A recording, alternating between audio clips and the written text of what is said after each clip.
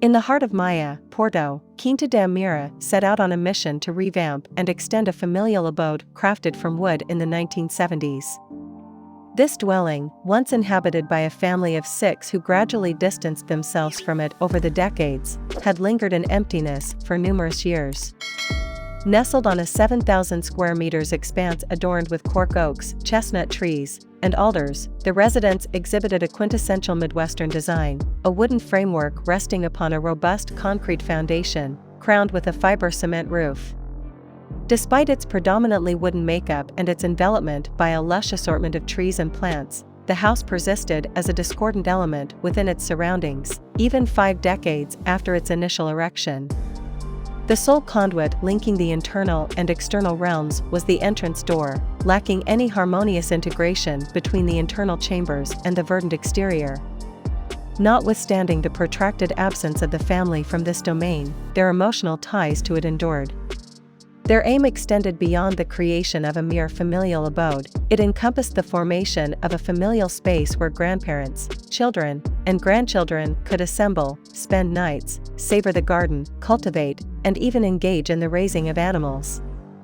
The ambition was for the dwelling to encapsulate the very core of familial essence, the delight of social interaction, an affection for the natural world, and cross-generational education.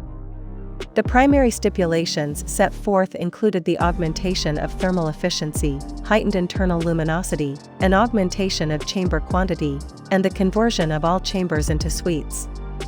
Externally, the objective was to fashion a buffer zone for the neighborhood, distinguished by multifamily attributes, featuring a petite cultivation region, space for nurturing small animals, a swimming pool, and various ancillary structures to underpin the overarching vision.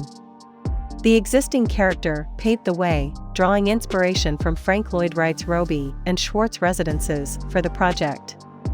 Every facet of the pre-existing structure, both interior and exterior walls, functional arrangement, and positioning of openings, found renewed purpose.